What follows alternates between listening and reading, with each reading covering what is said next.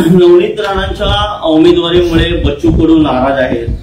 ते आपला उमेदवार लढवणार आहेत महायुतीत असून सुद्धा. ते असं म्हणतात की आम्ही अमरावतीमधून उमेदवारी मागे घेणार नाही, वेळ पाहिजे युतीतून बाहेर पडू. अजूनपर्यंत सागर बंगल्यातून त्यांना फोन आला नाही आणि बैठक झाली नाही. जसं प्रत्येक वादळ शमवण्याची ताकद जी आमच्या सागर बंगल्यामध्ये आहे. मला वाटतं ते शमले असेल, त्यांची खरं तर रक्त तपासणी करायला पाहिजे. आम्ही शमणारे नाही आहे, आम्ही सागरातल्या लाटा आहे. ते राणेला माहीत नसेल करायचं, म्हणून राणेनं या बाबतीत वाच्यता करू नये. तुम्हाला मानतोय, तुम्ही उगाच काही अधिक मिठाचा खडा टाकण्याचा प्रयत्न करू नये.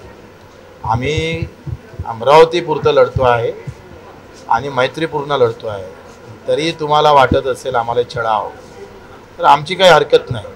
माहितीतून आपण बाहेर पडणार अशी चर्चा आहे, काय नेमकी? सध्या तर आमचा तसा कुठलाही विचार नाही. जर महायुतीतल्या लोकांना जर वाटलं तर आमची नाराजी काही नाही. यापूर्वी जर पाहिलं ना, विजय शिवतारे असतील किंवा अन्य ज्यांनी कोणी बंडखोरीचा विषय केला किंवा फडणवीसांनी जेव्हा सांगितलं बच्चू कडू 20 वर्ष अपक्ष लढते, ना झेंडा आहे ना नेता आहे. बाकीच्याची तुलना माझ्यासोबत करायची नाही. पहिले ऐका तुम्ही, आम्ही धर्मजातीच्या भरोश्यावर ताकदीवर निवडून आलो नाही. हमारा नेता और मुंबई दिल्ली में नहीं बैठा है, गाँव में बैठा है. सेपूट हलवा कोण फोन करा म्हणून ते त्यावेळेस फक्त फोन केला म्हणून काय केलं, फडणवीस साहेबांना सांगतोय मुद्दा म्हणून. मी शिंदे साहेबांचा आजही आदर करतो. ते आमचे चांगले मित्र आहे, त्यांचे ऋण आमच्यावर आहे, उपकार आमच्यावर आहे, ते विसरणार नाही. त्यांनी दिव्यांग मंत्रालय आमच्या अपंगासाठी दिव्यांगासाठी दिलं, हे आयुष्यभर आमच्या डोक्यात राहील.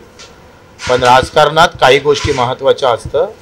आमची प्रहारच संघटना जर अमरावतीत फुटत असेल तर आता आम्हाला बाहेर निघणं गरजेचं होतं. आणि म्हणून आम्ही आमची अमरावतीची सीट आम्ही लढतो आहे, मैत्रीपूर्ण लढतो आहे.